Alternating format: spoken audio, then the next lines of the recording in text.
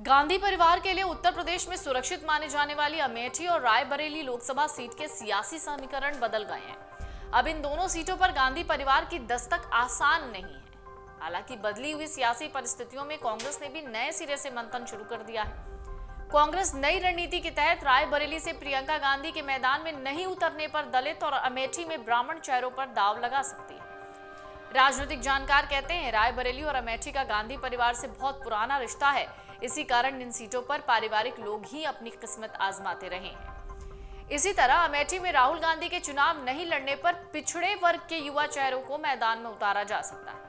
एक चर्चा यह भी है कि यहां से वरुण गांधी को निर्दलीय उम्मीदवार के तौर पर मैदान में उतारकर सपा और कांग्रेस समर्थन कर सकती है। दरअसल ये कयास भर है, इसलिए क्योंकि अगर राहुल गांधी अमेठी से चुनाव नहीं लड़ते हैं तो जो अगला पड़ाव उनका होगा, यानी जो अगला प्रत्याशी कांग्रेस का होगा, वो कौन होगा? अमेठी के कांग्रेस कार्यकर्ता और गांधी परिवार के करीबी रहे नेताओं का मानना है कि वैसे तो राहुल गांधी ही दावेदारी करेंगे, अभी भी अमेठी पर उनकी दावेदारी है, अभी इस पर किसी तरह की कोई चर्चा भी नहीं है। फिर भी अगर राहुल गांधी अमेठी से चुनाव नहीं लड़ते तो मजबूत दावेदारी के तौर पर संजय गांधी के बेटे वरुण गांधी यहां से अपनी किस्मत आजमा सकते हैं। वो कहते हैं संजय गांधी अमेठी से सांसद रह चुके हैं। ऐसे में अगर गांधी परिवार में वरुण गांधी के चुनाव लड़ने से एकता होती है तो ये जो फैसला होगा ये लिया जाएगा।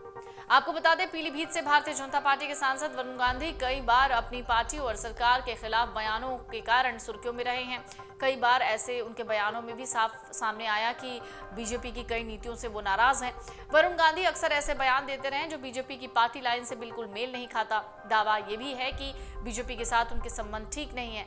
ऐसे में कुछ मीडिया रिपोर्ट्स में दावा है कि 2024 के लोकसभा चुनाव में उत्तर प्रदेश के पीलीभीत से बीजेपी इस बार वरुण गांधी का टिकट काट सकती है। वहीं रायबरेली की बात करें तो यहाँ की जो सांसद हैं वो सोनिया गांधी के राज्यसभा में जाने और रायबरेली की जनता को भावनात्मक चिट्ठी लिखने के बाद बीजेपी अब सक्रिय है। सपा कांग्रेस दोस्ती की वजह से गठबंधन इसे बहुत सकारात्मक नजरिए से देख रहा है। बीजेपी ने कांग्रेस मुक्त यूपी के लिए इन दोनों ही सीटों को लेकर तगड़ी चक्रव्यूह की रचना की है। सपा विधायक मनोज पांडे और राकेश प्रताप सिंह के जरिए दोनों सीटों पर एक तरफ मजबूत जातीय किलेबंदी की तो दूसरी ओर इंडिया गठबंधन में दरार डालने की भी कोशिश हुई। इसी तरह राज्यसभा चुनाव में सपा विधायक महाराजी देवी की अनुपस्थिति भी कम अहम नहीं मानी जा रही है। तो आइए अब हम आपको बताते हैं कैसे बीजेपी ने ब्राह्मण और ठाकुर चेहरों से एक तीर से कई निशाने साधे। भारतीय जनता पार्टी ने ब्राह्मण चेहरों के रूप में सपा के मुख्य सचेतक डॉक्टर मनोज पांडे और विधायक राकेश प्रताप सिंह के जरिए एक तीर से कई निशाने साधे। नगर पालिका अध्यक्ष पद से अपना सियासी सफर शुरू करने वाले मनोज पांडे सपा मुखिया मुलायम सिंह यादव के विश्वास पात्र रहे।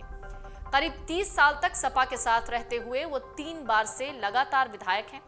मुलायम सिंह और अखिलेश यादव सरकार में मंत्री रहे। मनोज सपा संस्थापकों में शामिल जनेश्वर मिश्र और ब्रिजभूषण तिवारी के नजदीकी रहे हैं। इन नेताओं के बाद सपा में मनोज ने ब्राह्मण चेहरों के रूप में पहचान बनाई। यही वजह है कि धर्म के मुद्दे पर सपा नेताओं की ओर से की जा रही टिप्पणी का वो लगातार विरोध करते रहे। बीजेपी ने उन्हें अपने खेमे में करके ब्राह्मण वोट बैंक साधने की कोशिश की।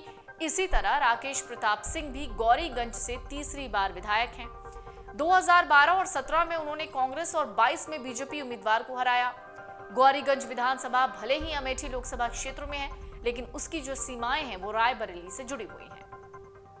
अब बदले हालात में कांग्रेस ने नए सिरे से सियासी रणनीति बनानी शुरू कर दी। सूत्र कहते हैं प्लान बी के तहत संभावित चेहरों पर नजरें घुमाई जा रही हैं। अगर रायबरेली सीट से प्रियंका गांधी चुनाव ना लड़ी तो दलित चेहरे पर दाव लगाया जा सकता है। अमेठी में ब्राह्मण चेहरा उतारने की तैयारी है। रायबरेली और अमेठी की सियासत पर नजर रखने वाले राजनीतिक जानकारों का तर्क भी है। कहते हैं अब युवा पीढ़ी की सोच बदल गई है। वो ऐसे जनप्रतिनिधि को पसंद करती है जो लगातार अपने बीच रहे। स्मृति ईरानी लगातार अमेठी में बनी है। उन्होंने यहाँ अपना घर भी बना लिया है, जबकि दूसरी ओर लोकसभा चुनाव हारने के बाद राहुल गांधी ने अमेठी की ओर देखा तक नहीं। करीब करीब यही हाल सोनिया गांधी का भी रहा। प्रियंका गाहे बगाहे तो चली जाती हैं। इसके अलावा दोनों सीटों से कांग्रेस नेतृत्व की दूरी को भी बीजेपी मतदाताओं के बीच प्रचारित करती है और अब इसका फायदा लेने की कोशिश भी हो रही है।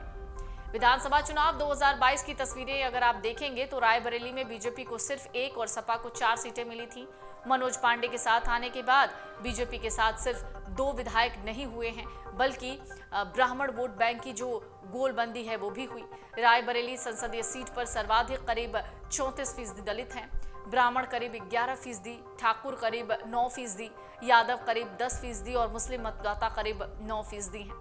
अभी तक ब्राह्मण, दलित, मुस्लिम और यादव कांग्रेस का कोर वोट बैंक रहा है। इसी तरह अमेठी लोकसभा की 5 विधानसभा सीटों में 2022 के चुनाव में सपा को 2, बीजेपी को 3 सीटें मिली थी। बदली सियासी परिस्थितियों में राकेश प्रताप सिंह भी अब बीजेपी के साथ हैं। ऐसे में बीजेपी की सीटों की संख्या 4 हो गई और सपा के पास सिर्फ एक विधायक महाराजी देवी ही बची है। राज्यसभा चुनाव के दौरान उनकी अनुपस्थिति भी बीजेपी के लिए सकारात्मक नजरिए से देखी जा रही है। यहाँ करीब 26% दलित, 18% ब्राह्मण, 11% ठाकुर, 20% मुस्लिम और 11% यादव मतदाता हैं। अगर आप ये वीडियो YouTube पर देख रहे हैं तो हमारे चैनल को सब्सक्राइब करें और बेल आइकन को दबाना ना भूलें। अगर आप Facebook पर ये वीडियो देख रहे हैं तो हमारे पेज को लाइक करें।